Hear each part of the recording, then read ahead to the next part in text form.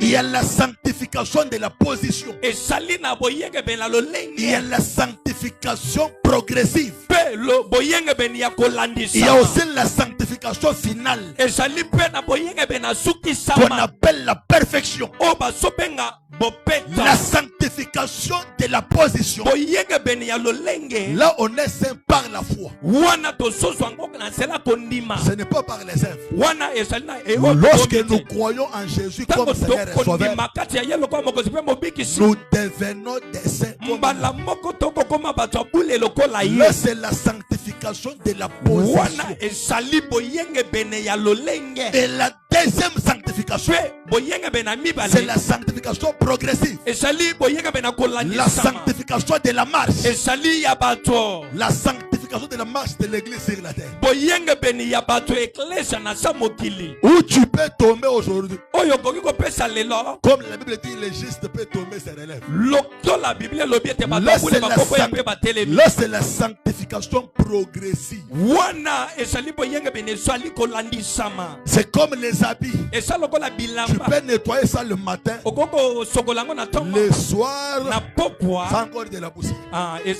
Là, c'est ça la sanctification qui marche avec la repentance.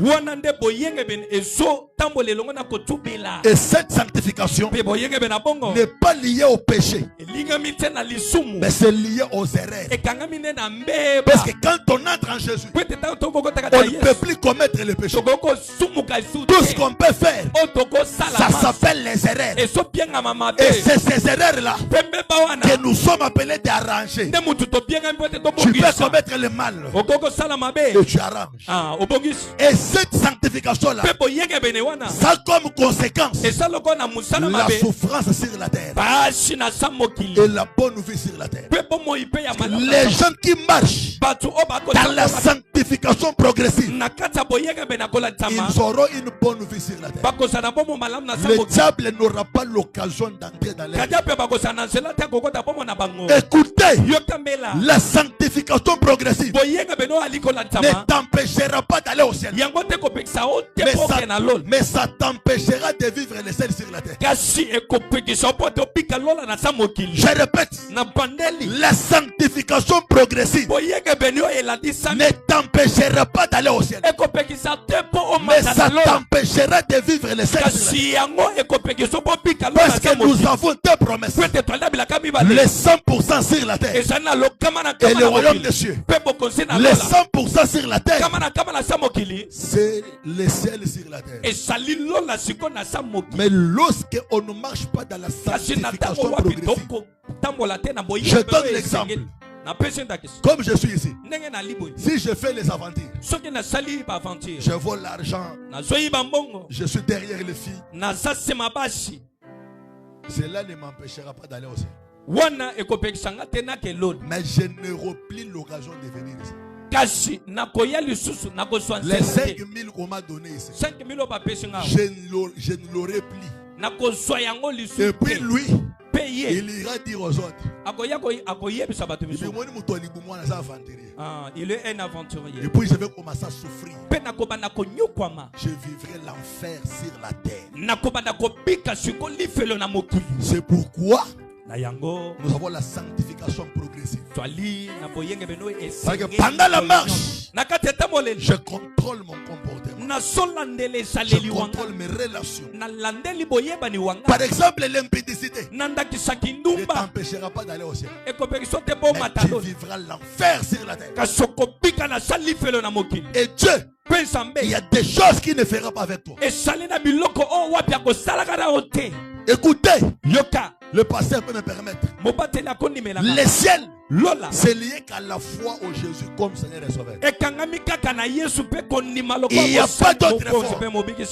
Mais vivre une bonne vie sur la terre, dominer les diables, là il faut avoir la crainte de Dieu sur la terre. Parce que les diables craignent les hommes qui craignent Dieu. Tu peux être prédicateur, ton corps n'est pas sain, tu seras comme David. Tu vas garder le royaume, mais tu perdras le pouvoir du royaume.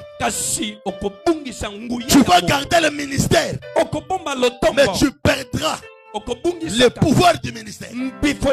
Lorsque tu diras aux gens, venez faire ceci, ils diront dans leur cœur, tu perdras le pouvoir. C'est pourquoi la Bible dit, donnez vos corps comme un sacrifice vivant, saint. Quand tu es saint, le Dieu saint va t'utiliser. Le Dieu saint va t'utiliser. Si tu vois un homme qui commet des impudicités et qui a la puissance, ça ne vient pas de Dieu. Dieu n'utilise pas un corps qui n'est pas saint. Qu'on ne vous trompe pas. La Bible dit, ce corps doit être agréable. Quand le corps est saint, Dieu va l'agréer. Et quand le corps n'est pas saint, même si tu le donnes à Dieu, Dieu ne va pas l'agréer. Une femme sale, une femme qui n'est pas propre, qui a une mauvaise odeur, même si elle se donne à son homme, l'homme va la chasser. Mais si elle a une bonne odeur, c'est l'homme qui va s'approcher. Lorsque vous vous approchez de Dieu, vous devez sentir une bonne odeur et il va vous utiliser. Moi, dans mon ministère, j'ai contenté, je peux dire l'alliance dans le langage vulgaire.